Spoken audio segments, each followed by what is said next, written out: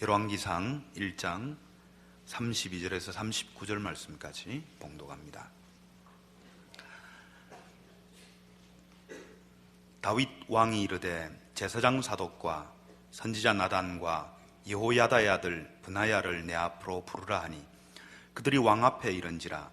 왕이 그들에게 이르되 너희는 너희 주의 신하들을 데리고 내 아들 솔로몬을 내 노새에 태우고 기온으로 인도하여 내려가고 거기서 제사장 사독과 선지자 나단은 그에게 기름을 부어 이스라엘 왕으로 삼고 너희는 뿔나팔을 불며 솔로몬 왕은 만세수를 하옵소서 하고 그를 따라 올라오라. 그가 와서 내 왕위에 앉아 나를 대신하여 왕이 되리라. 내가 그를 세워 이스라엘과 유다의 통치자로 지명하였느니라. 여호야다의 아들 브나야가 왕께 대답하여 이르되 아멘. 내 주 왕의 하나님 여호와께서도 이렇게 말씀하시기를 원하오며 또 여호와께서 내 주 왕과 함께 계심같이 솔로몬과 함께 계셔서 그의 왕위를 내 주 다윗 왕의 왕위보다 더 크게 하시기를 원하나이다 하니라. 제사장 사독과 선지자 나단과 여호야다의 아들 브나야와 그렛 사람과 블렛 사람이 내려가서 솔로몬을 다윗 왕의 노새에 태우고 인도하여 기온으로 갔어. 제사장 사독이 성막 가운데서 기름 담은 뿔을 가져다가 솔로몬에게 기름을 부으니 이에 뿔나팔을 불고 모든 백성이 솔로몬 왕은 만세수를 하옵소서 하니라. 아멘. 오늘 내용을 보시면 솔로몬 왕이 왕위를 이어받는 것이 순탄치 않았다고 기록되어 있습니다. 아도니아가 왕위를 주장하고 아직 다윗이 죽지도 않았고 누구를 자신을 지명하지도 않았는데 본인이 왕으로 자신을 선포하고 추종자들과 함께 새 규합을 한 이야기가 기록되어 있습니다. 이 무리는 보기보다 만만치 않은 세력을 가진 것이 우선 제사장인 아비아달이 합세해 있고 군부의 지휘관인 요압이 그 편을 들고 있습니다. 그러니까 당시에 아마 정치적으로 가장 영향력 있는 두 사람이 편을 들었다고 할 수 있습니다. 다윗은 뒤늦게 솔로몬을 왕으로 삼고 사독을 제사장으로 그리고 브나야를 군대 장관으로 임명하여 솔로몬을 왕으로 하는 새로운 체제를 출범시킵니다. 따지고 보면 이 두 세력은 충돌할 수밖에 없는 문제였으나 우리가 보는 대로 아무런 전투 없이 그저 아도니아 세력이 와해가 돼서 그 세력이 와해돼서 다 목숨을 연명하기에 급급한 처지로 도망을 하고 피하는 바람에 다행히 전투 없이 큰 내란 없이 솔로몬이 왕위에 등극하게 됩니다. 그러나 이런 문제는 우리가 생각하는 것보다 사실 현실적으로 몇 가지 생각할 중요한 내용을 시사합니다. 우리는 하나님의 일과 또 하나님의 뜻을 따르는 자들의 일은 늘 순탄할 것이라고 생각을 합니다. 우리는 솔로몬이 누구인지 알고 그의 통치와 그의 권세가 얼마나 놀라웠는지를 아니까 그저 쉽게 생각을 하죠. 그러나 오늘 본문에 보는 바와 같이 솔로몬은 사실 아슬아슬했던 것입니다. 결과적으로 역사상 가장 영광된 권세를 누렸겠지만 그 과정은 사실 여러 가지 변수가 숨어 있었고 솔로몬 자신과 또는 그 세력들 모두가 마음으로 확신을 가지지 못했던 과정이 있었을 것은 자명합니다. 우린 믿음으로 산다라는 기독교 신앙의 가장 중요한 내용을 사실은 쉽게 생각합니다. 그 쉽게 생각하는 것 때문에 대부분의 신자들은 신앙생활을 제대로 하지 못합니다. 쉽게 생각한다는 건 뭐냐면 믿음을 가지면 아무 의심도 갈등도 불안도 현실적인 방해도 받지 않을 것이라고 기대를 하는 것이 쉽게 생각한다는 뜻입니다. 그러나 뜻밖의 신앙생활은 어렵습니다. 왜냐하면 믿음이라는 말 자체가 이미 의심을 포함하고 있기 때문입니다. 그럴 수가 있는가? 이렇게 생각할 수 있겠지만 잘 생각해 보십시오. 믿음이란 약속된 결과가 현실로는 허락되지 않는 것을 말합니다. 그것은 기다려야 되는 것입니다. 그 기다림은 세상적인 근거 위에서, 즉 원인과 결과의 법칙에 의해서, 그 결과를 만들어내는 세상적인 어떤 힘에 의해서 허락되는 것이 아니라 하나님의 신실하심과 능력에 근거해서 약속으로 주어집니다. 그래서 거의 모든 경우에 눈에 보이는 증거들은 없습니다. 그 약속을 갖고 있고 그 약속이 절실히 필요하지만 현실적으로는 그 결과가 더디 나타나고 대부분의 중요한 약속은 사후로 미루어져 있습니다. 그리고 믿을 만한 근거들은 또는 증거들은 별로 주어지지 않습니다. 그래서 기독교 신앙의 믿음이라고 요구되는 내용은 사실은 성경에서는 우리가 예상하고 우리가 쉽게 생각하는 것과 달리 더 깊은 차원에서 이해를 요청하고 있습니다. 마태복음 16장으로 가보십시다.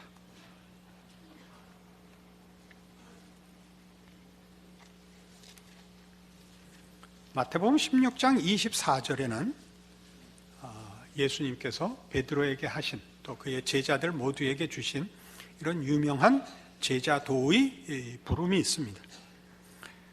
이에 예수께서 제자들에게 이르시되 누구든지 나를 따라오려거든 자기를 부인하고 자기 십자가를 지고 나를 따를 것이니라 라고 요구하십니다. 자기를 부인하고 자기 십자가를 지라 하는 이 요청은 베드로의 헌신에 대한 교종이요, 예수님의 꾸중을 포함한 명령입니다. 그 베드로의 그 꾸중을 받았다고 얘기할 수도 있고 교종을 받아야 했다고 얘기할 수 있는 베드로의 헌신은 무엇이었느냐 하면 예수님은 죽으시면 안 됩니다 였습니다. 예수님은 죽겠다고 하셨고 베드로는 그러면 안 된다고 한 이 사건은 그 앞에 있는 16절의 신앙 고백, 주는 그리스도시요 살아계신 하나님의 아들이십니다로부터 출발합니다. 베드로의 신앙 고백을 주께서 기쁘게 받으셨고 칭찬하셨습니다. 그리고 이제 당신이 죽으실 것이라고 말씀하십니다. 베드로가 펄쩍 뛰는 것은 이런 뜻입니다. 메시아로 오신 예수는 우리를 구원하려 오셨고 하나님이십니다. 우리를 구원하여 하나님의 통치와 하나님의 영광을 드러내시려면 성자 하나님이 오신 것으로 충분한 조건이 됩니다.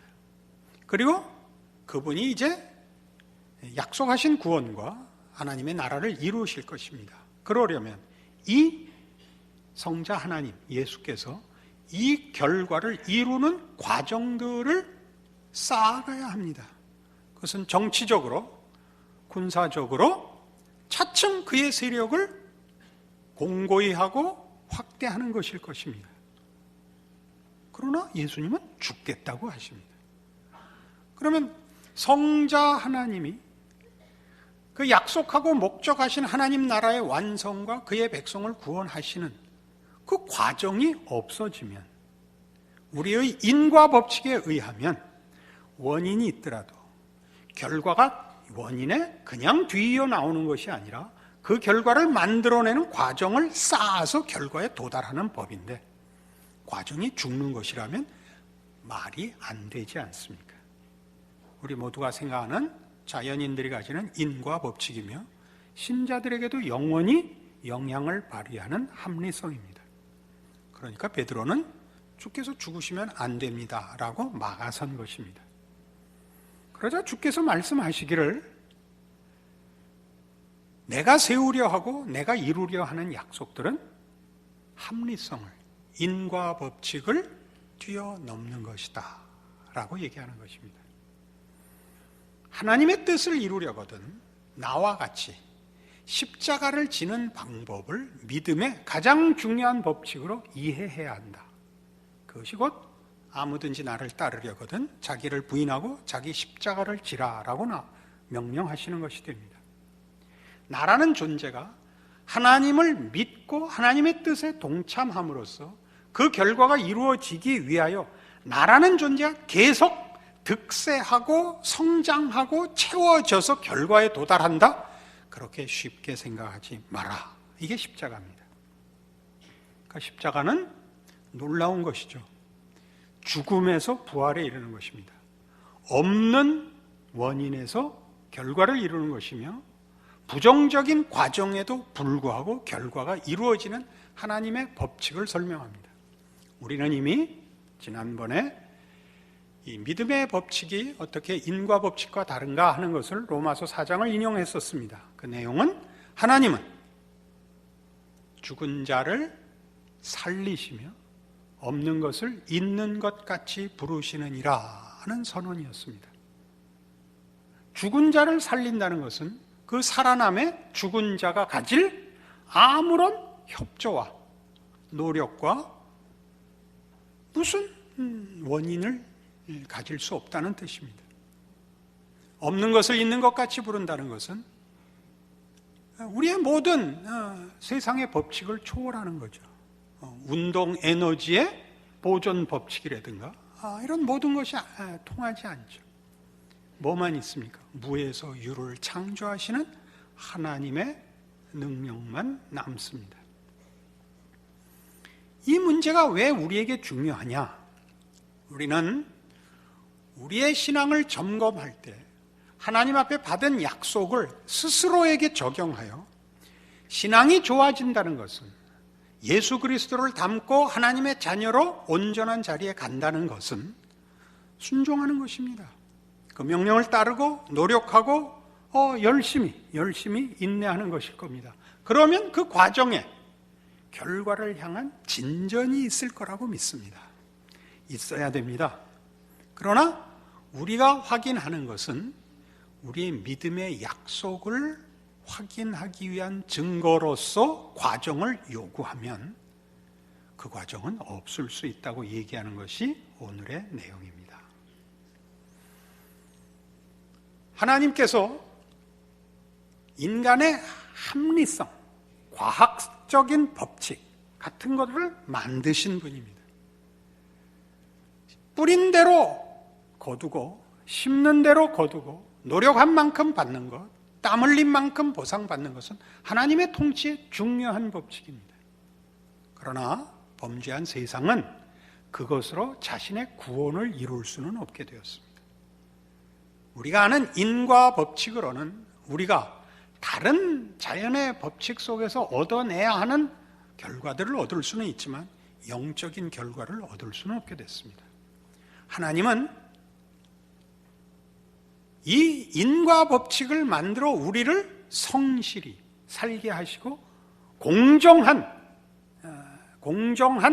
그 통치를 하실 뿐만 아니라 그것 이상의 통치를 하시는 분이라 하는 것이 성경이 하고 싶은 얘기요, 기독교가 갖는 신앙입니다. 이 세상이 가지는 법칙을 깨려는 것이 아니라 이 세상이 가지는 법칙으로 도달할 수 없는 것, 즉 은혜로만 허락되는 것들을 기꺼이 베푸시는 하나님이다 하는 것이 기독교 신앙의 핵심입니다. 우린 세상과 목표와 내용에서 대적하지만 저들을 경쟁하기 위하여 적대하지 않습니다. 우리가 세상과 우리를 차별하는 것은 우리가 가진 것이 하나님의 통치에 더 높은, 더 자비로운, 더 놀라운 하나님의 통치에 대한 감격이지, 우리는 이 혜택을 받고 너희는 못 받았다고 비교하자는 것도 아니요, 우리가 가진 법칙에 놀라운 것 때문에 세상의 법칙을 무시하자는 것도 아닙니다. 우리는 이 하나님의 은혜의 법칙이 자연의 법칙, 합리성, 과학적인 인과 법칙을 무찌르기 위해서 와 있는 것이 아니라 그것에 한계에 붙잡혀 있는 이들을 구원하기 위하여, 저들을 끌어안기 위하여 허락한 법칙이라는 것을 이해합니다. 그래서 우리의 신앙은 사실은 우리가 우리의 신앙을 이 깨움 속에서 시작했음에도 불구하고 우리는 언제나 인과 법칙에 매일 수 있다는 것을 오늘 성경으로 확인해야 됩니다. 마태복음 11장으로 가보십시다.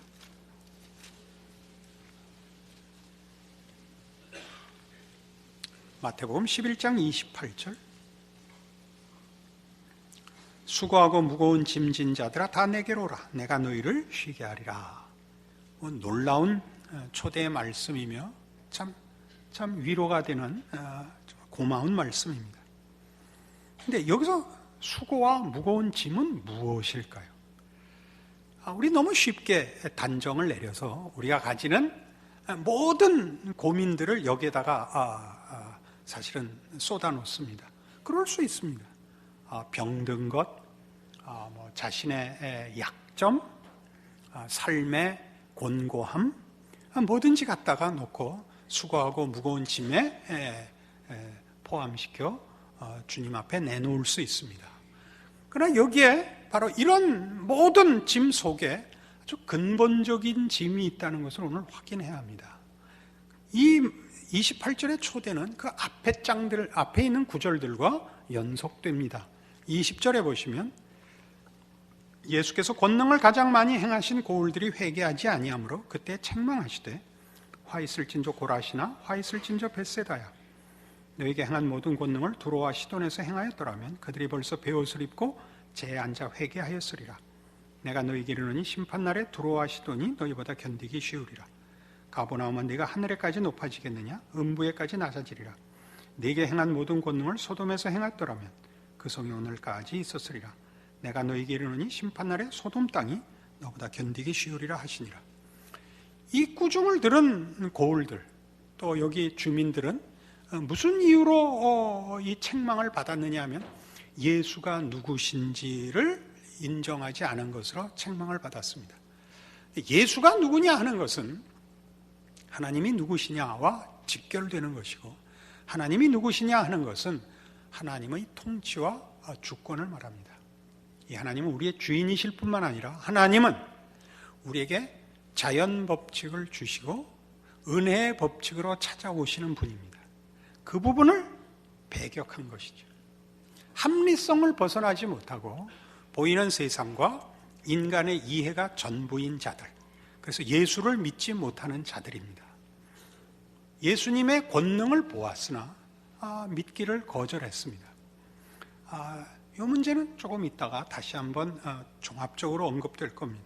25절에 그래서 그때 예수께서 대답하여 이르시되 천지의 주제이신 아버지 이것을 지혜롭고 슬기 있는 자들에게는 숨기시고 어린아이들에게는 나타내심을 감사하나이다. 그래서 지혜롭고 슬기 있는 자들은 참다운 지혜와 참다운 슬기일 수 없습니다.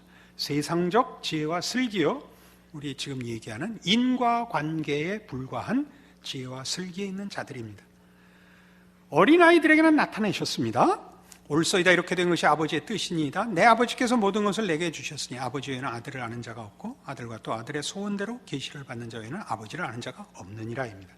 그 앞에 있는 자들은 똑똑해서 예수를 믿지 못했습니다. 어린아이들은 어떻게 믿게 되었다고요? 어린아이 같은 자들은, 어린아이들로 대표되는 사람들은, 어린아이란 여기서 자기가 원하는 결과를 스스로의 능력으로 원인을 만들어낼 수 없는 자들입니다. 어린아이란 그렇죠. 어린아이는 필요를 부모에게 요청하죠. 자기의 필요를 결과시키기 위한 조건과 능력을 갖고 있지 못한 자들입니다. 그러니까 아버지요, 이렇게 된 것이 아버지의 뜻입니다. 이걸 지혜롭고 슬기로운 자들에게는 숨기시고 어린아이들에게 나타내셨습니다. 어린아이들에게 나타냈다는 것은 하나님이 이것을 인과관계로서 허락한 것이 아니라 은혜로 허락하셨습니다. 하나님이 선택하게 하신 것이 아니라 뚫고 들어와 우리 것이 되게 하셨습니다. 이것이 기독교 복음의 특징이요, 우리가 믿음이라고 얘기하는 기독교 신앙의 법칙의 본질입니다. 그리고 수고하고 무거운 짐진 자들아 다 내게로 오라가 됩니다. 이 수고하고 무거운 짐진 자는 앞에 두 부분을 다 얘기합니다. 첫 번째 생각할 건 뭐죠? 인과관계의 법칙에 매여 수고하는 자들입니다. 자기가 만들어야 하는 결과를 만들기 위한 노력과 능력에서 부족한 사람들, 수고하고 무거운 짐진 자들이죠. 애쓰고 울어도 결과를 만들어내지 못하는 자들, 모두 수고하고 무거운 짐진 자들이며, 뒤에 있는 어린아이들은 자기의 필요를 스스로 만들 능력이 없는 자에겐 매일반입니다. 이 둘 다 수고하고 무거운 짐진 자들인데, 이 수고하고 무거운 짐진 자들의 가장 보편적인 대상이 누구냐면 믿지 않는 자들이 아니라 믿는 자들일 수 있다는데, 오늘 우리가 생각해야 할 내용이 있는 것입니다. 우리는 우리의 믿음을 어떻게 점검한다고요? 인과관계로 점검한다고요. 우리의 회개는 다 뭐죠? 그렇게 주의 뜻을 행하고 싶었는데 못했습니다. 용서해 주십시오입니다. 이 기도는 아무런 하자가 없습니다. 이건 늘 해야 하는 기도입니다. 그러나 이 기도가 본인을 낙담시키거나 체념시키면 안 됩니다. 우리는 자기 채찍질을 해야 옳습니다. 분발해야 됩니다. 노력해야 됩니다. 그러나 진전이 없어 보이고 성취가 없어 보인다고 해서 우리는 실패할 수 없는 것입니다. 왜냐하면 하나님이 우리에게 허락한 믿음은 하박국의 고백과 같이 의인은 믿음으로 말미암아 살리라 라는 시점에서, 그 배경에서 주어졌기 때문입니다. 그 배경은 뭔데요? 하박국 선지자가 부르짖었던 게 뭡니까? 왜 하나님의 백성들이 이 꼴이 되고 이 나라가 이 모양이 됐습니까? 하나님, 이 백성을 고쳐주십시오. 불의와 횡포가 사회를 흔들고 있는데 하나님 보기만 하실 겁니까? 보고만 있지는 않는다. 이 나라를 내가 멸망시킬 거다. 아니, 하나님의 백성으로 부르서 하나님의 영광을 드러내시고 하나님의 백성된 축복들을 약속한 나라를 멸망시키면 그 약속은 어떻게 성취됩니까? 이게 동일한 거죠. 베드로에게 주신 명령이 뭐였다고요? 아무든지 나를 따르려거든 자기를 부인하고 자기 십자가를 지고 나를 쫓을 것이니라. 원인을 만들어야 하는 내가 없다면 어떻게 그 결과의 자리에 가느냐? 우리는 다시 로마서 4장으로 오죠.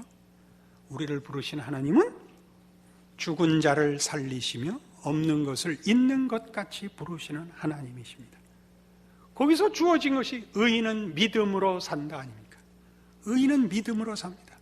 믿음이란 이런 때 우리가 아니며 믿어야 할 대상에 관한 것입니다. 믿음의 대상인 우리 하나님은 우리를 인과 법칙으로 묶지 않으시겠답니다. 우리의 부족한 대로 갚지 않고 우리의 못난 대로 처벌하지 않겠다 하신 하나님입니다. 그죠? 우린 사실 자책해 마땅하지만 어느 경우에나 우리에게는 그 약속이 유효한 자라는 믿음을 견지해야 합니다. 우리의 신앙은 사실은 확신 속에 있지 않습니다. 그리고 만족 속에 있지 않습니다. 더러 신앙의 기쁨을, 만족을 증언하는 사람들이 있습니다. 그때는 대부분의 경우 그가 말하는 그 믿음의 내용이 단순하고 간단할 때가 많습니다. 단순하고 간단할 때는 그 넘침이 있습니다. 대표적인 것이 구원의 확인입니다. 구원의 감격은 늘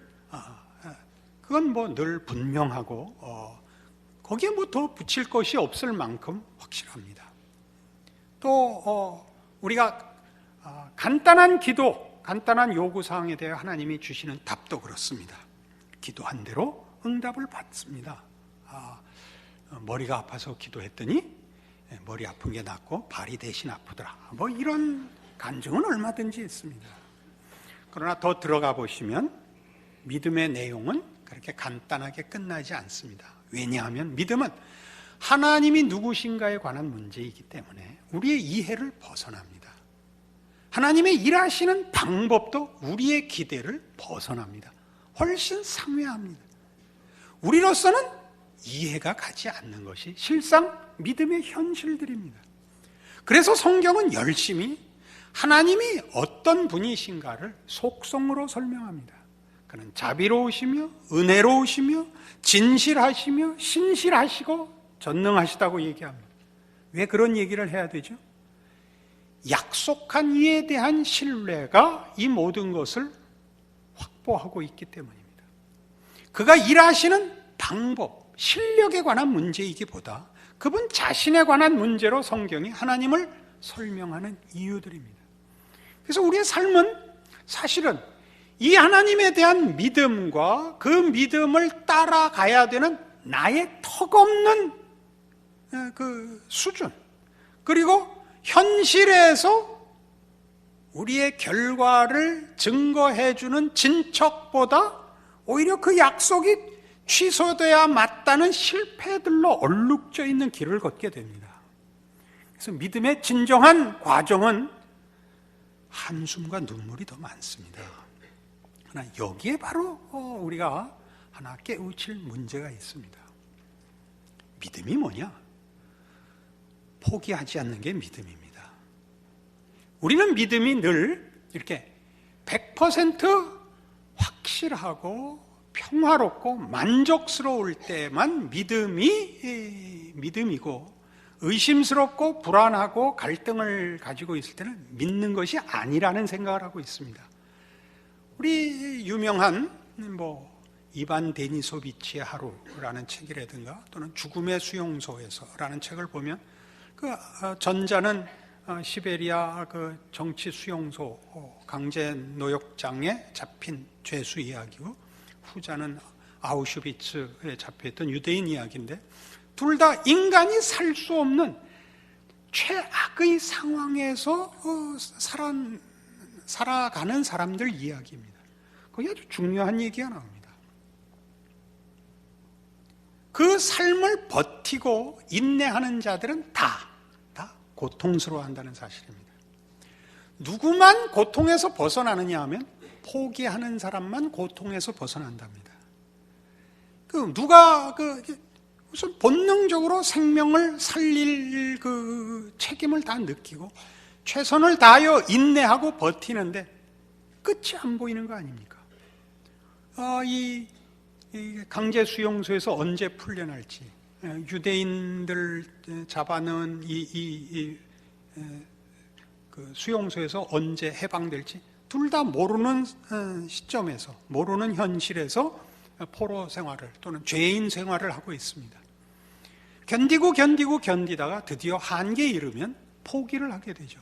포기를 하면 나타나는 대표적인 것, 드디어 웃는다는 거죠.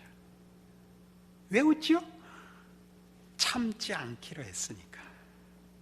참지 않기로 했으니까 겁날 게 없죠. 아무러면 어때요? 죽을 건데. 포기했는데. 그러니까 희죽희죽 웃는다는 거죠. 그러니까 신앙인 중에도 나는 늘 감격해 그리고 희죽희죽 웃으면 뭘 희죽희죽 웃을 게 있어요? 신앙생활 속에. 우린 전전긍긍하고 살아요. 그러나 놓지 않아서 우린 신앙인이에요. 옆에서 보면 스스로를 포함하여 누가 봐도 저 사람 믿는 사람 맞나 싶다니까요. 뼈만 앙상하게 남은 수용소의 죄수들 같이 정말 우리의 영혼이 앙상한 기분이 들어요. 그러나 놓지 않고 있죠. 우는 것은, 한숨 짓는 것은 고통스럽고 한계를 벗어나지만 포기하지 않겠다는 뜻이에요. 다른 얘기할 거 없어요. 내가 주일날 보면 이 교회 찾아오시는 여러분 중에 표정 좋은 사람이 거의 없습니다, 사실은. 그러니까 여러분 스스로가 그러고 오는 거예요. 신앙생활의 만족과 감격이 없어요. 그러나 여러분이 교회를 나와요. 놓을 수가 없는 거예요. 여러분 마음속에 불만과 갈등과 의심과 자책이 가득하지만 안 나올 수 없어요. 그게 여러분을 잡고 있는 믿음이라니까요. 거기다 내가 기가 막히게 거기다 헌금도 해요. 이 이상 위대할 수는 없어요. 내가 아는 한 사람은 다른 일에 절대 이렇게 못합니다. 절대 이렇게 못합니다. 여러분의 신앙을 다시 점검하세요. 무엇이 여러분을 붙잡고 있는가 보세요. 무엇이 여러분은 여러분의 결심과 여러분의 의지로 신앙생활을 하고 있는 정도가 아니라 하나님이 여러분의 영혼을 움켜쥐셔서 도망갈 수 없는 자예요. 여러분을 하나님이 그 과정을 모두 이렇게 편케 해줬으면 좋겠죠. 무슨 이유에선지 안 하시는데 안 해주시는 게 더 복이라는 것은 신앙생활에 연륜이 쌓이면 저절로 알게 됩니다. 우리가 상상할 수 없는 자리로 인도함을 받습니다. 믿음의 깊은 자리로, 인간의 진정한 그 인간성의 회복을, 하나님을 아는 지식의 영광스러움을 누리게 됩니다. 그 경지에 갔을 때라도 고통과 갈등은 남아 있습니다. 그것은 사후 세계로 아주 길게 뒤늦게 그 완성이 약속되어 있습니다. 여러분 잊지 마시고, 체념하지 마시고, 포기하지 마시고, 여러분이 가진 믿음 굳게 지키시고 인내하시고, 그 안에서 발견되는 여러분 삶의 모든 정황에 맞서는 여러분의 신앙의 자세를 확인하시는 기쁨과 승리가 있기를 바랍니다. 기도하십시다. 하나님 아버지, 은혜를 감사합니다. 하나님의 자녀로 산다는 것은 하나님을 믿는 것이요, 하나님이 우리를 불러 은혜 가운데 붙드신 것입니다. 우리는 우리의 결정과 의지로만 살지 않고 하나님 앞에 붙들림 받아 삽니다. 우리는 우리를 놓을 수 있어도 하나님은 우리를 놓지 않으십니다. 참 감사합니다.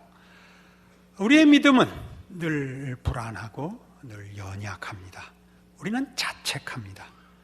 그러나 하나님이 우리를 붙드셨다는 사실을 인하여 또 마음을 놓고 인내하게 됩니다. 그리하여 알게 되고 채워지는 비밀한 하나님의 인도하심을 받는 자의 생애, 그 믿음으로 이루어지는 하나님을 아는 지식과 하나님의 사람으로 사는 복들을 깨닫게 하시고 쌓게 하사 이 슬픔과 한숨 속에, 고통 속에 기쁨이 있고 거기 자랑이 있고 승리가 있는 줄 알게 하옵소서. 그리하여 우리의 삶과 우리의 작은 자리를 지켜내는 인내의 믿음 다시 한번 다지게 하여 주시옵소서. 지금은 우리 주 예수 그리스도의 은혜와 하나님 아버지의 극진하신 사랑과 성령님의 교통하심이 하늘 하나님의 자녀로 사는 믿는 자의 특권을 확인하고 감사와 충성으로 돌아가는 심령들 위해 영원토록 함께 있을지어다. 아멘.